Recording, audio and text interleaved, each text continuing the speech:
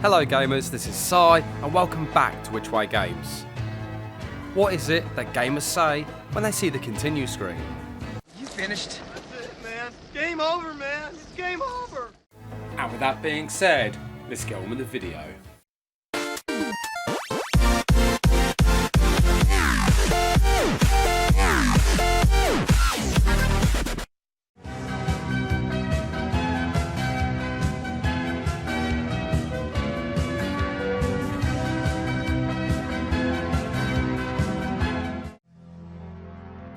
It's time to go back to the 80s when neon colours, great music and fantastic video games were made. Some of these video games spawned entire franchises such as Mario, as well as other games becoming legends of gaming. With the rise of new video games, there was another type of media that seemed to be catching on and evolving alongside the world of gaming. This would be television cartoons that were becoming more entertaining, and of course everyone has their favourites. Some favourites of mine are Teenage Mutant Ninja Turtles, Thundercats and Transformers. But there's one cartoon that has connections with Conan the Barbarian and Star Wars. This cartoon was He-Man and Masters of the Universe. But where did it all begin? He-Man's origins lay with toy manufacturer Mattel, who in the late 70s declined a deal to produce a toy line of action figures for Star Wars due to a high licensing fee. However, Mattel went on to produce the toy line of He-Man action figures that may have loosely been based on Conan the Barbarian. And with the success of the He-Man action figures, comics were made, and then eventually the cartoon. For those gamers that don't know, He-Man is set in the world of Eternia, with a young prince called Adam having magical powers bestowed upon him by the sorceress of Castle GraySkull. This power transforms Prince Adam into He-Man and allowed him to battle the evil forces of Skeletor. The original cartoon series went on to have 2 seasons, and eventually a spin-off series called She-Ra was made, but this was pretty much a way of introducing a new line of action figures. Eventually, He-Man was rebooted in the 90s as well as the early 2000s, but more on that later. He-Man proved to be so popular that several He-Man games were made, starting with Masters of the Universe, Power of He-Man for the Intellivision, and over the coming years, more games were made about He-Man, even all up to 2005 with a game for the PlayStation 2. And there was even a live action movie made, but the less we talk about that the better. This game was He-Man Defender of GraySkull, which is based on the 2002 reboot of the series. Let's put this game in and see what kind of adventure we'll go on. Yeah, that don't look promising at all. Development for He-Man Defender of the Universe was done by Savage Entertainment, who are known for porting various games to different gaming systems. Perhaps one of the best ports they did was Star Wars Battlefront 2 for the PSP, which as some gamers know, the original games of the PlayStation 2 and the original Xbox are fantastic to play. Perhaps I'll look at some Star Wars games nearer the release of the new Star Wars film later this year. Being inspired by the 2002 reboot of the He-Man series, Savage Entertainment had the original voice actors reprise their roles to give He-Man Defender of GraySkull is linked to this version of He-Man. And in 2005, Midas Interactive published He-Man Defender of GraySkull. And like always, let's go back to the past to see how He-Man Defender of GraySkull was advertised.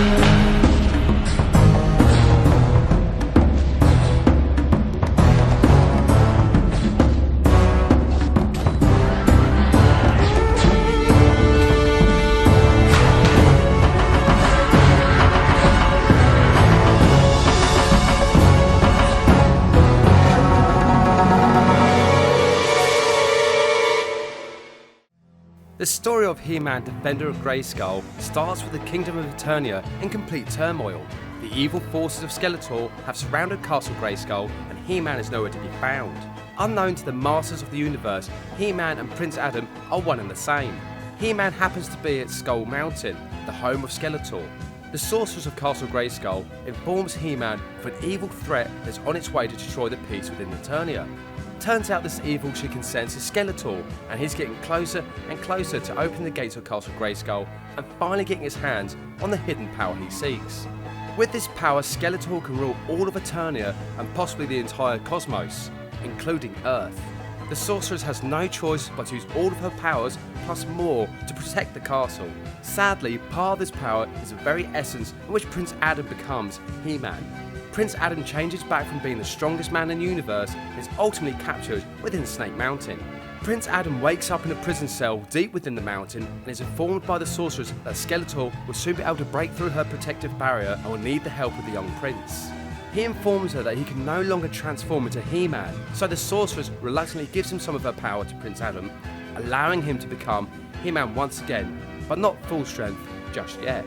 Gameplay for He-Man Defender of GraySkull has gamers controlling He-Man with very limited power, which over time He-Man can become stronger and gain new combat abilities. Starting off with his limited power, gamers will need to keep an eye on the GraySkull bar, as well as the infamous health bar that most games have. Once the GraySkull bar is depleted, He-Man loses the combat abilities he has gained temporarily until more power is obtained. Throughout the game, He-Man will come across various supporting characters, both good and bad, throughout the world of Eternia. Even Battle Cat makes an appearance, and games will have He-Man ride on him, very much like the cartoon. However, Battle Cat essentially becomes a walking tank with the ability of firing rockets as well as laser beams. It's in essence a sophisticated heat beam which we called a laser. One big thing that's very noticeable is that the game is very much a long corridor, going from one point to the other, but sadly has many game-breaking mechanics, such as being able to be trapped within a garbage disposal unit with no way of getting out, and trying to overcome the platforming sections, which at times has He-Man jump in the wrong direction. With over 34 levels, He-Man fans could have had a masterpiece of a game to play, but sadly due to the many flaws of He-Man Defender of GraySkull, this was out of the question. And as for the combat system I mentioned, this feels clunky, and while playing, gamers can turn away from the screen, safe in the knowledge that each battle will be won by just pressing the attack button over and over. Coming back to the story, with his strength and power fully restored, He-Man faces off against Skeletor. In a battle to protect Castle GraySkull and the power it holds deep within, He-Man defeats Skeletor, but the evil sorcerer manages to escape back to Snake Mountain. With Skeletor defeated for now, He-Man alongside the Master of the Universe swear to protect Eternia and do what they can to stop Skeletor once and for all. Possibly the only thing that I thought was a good touch for He-Man Defender of GraySkull was if He-Man dies too many times, then the cutscene will show Skeletor finally gaining the power of Castle GraySkull. Overall, He-Man Defender of GraySkull tries to be an enjoyable game to play. However, with controls that are lacklustre at best and a storyline that could have been done so much better, it feels like the developer wasted the opportunity to create a game that had the potential to be big. Perhaps this may have been down to time limitations for development and of course, maybe lack of funds. This potential I mentioned could have been put to better use, such as creating an open world of Eternia with many environmental hazards as well as enemies, very like the Elder Scrolls series. Now, a gem of a game that made use of its environments and the tech of the PS2 was Metal Gear Solid 3 Snake Eater, which came out a year before He-Man Defender of GraySkull. Obviously, some gamers would argue that was developed by a highly experienced team, but it would have been great to see He-Man made similar to Snake Eater. I mean, just imagine riding on the back of Battle Cat while storming Snake Mountain and kicking Skeletor in the head, and then rescuing the sorceress from an onslaught of enemies before taking on the many trials to become the most powerful man in the universe. In fact, looking at this copy of this game, I get a bad feeling about it, like some dark entity is lurking inside, waiting to strike. Well, the only thing I can do with this, to make sure everybody's safe, is by throwing it off the planet. By the power of GraySkull!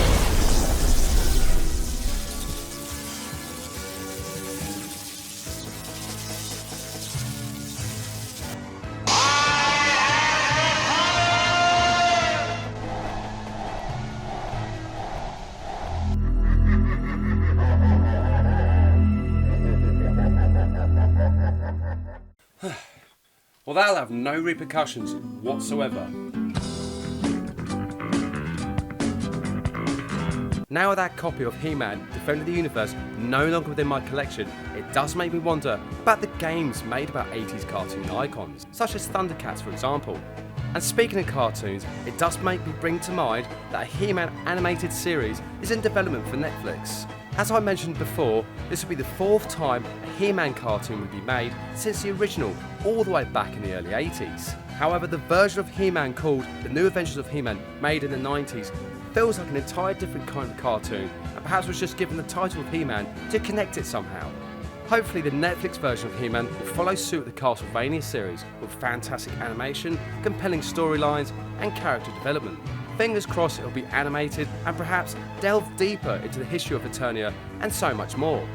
Anyway, come back next time where a prince has to reverse time itself and stop the sands of time from taking over the world.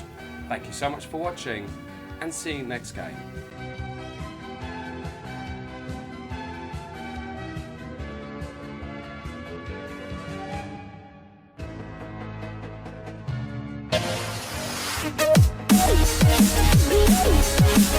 We'll be right back.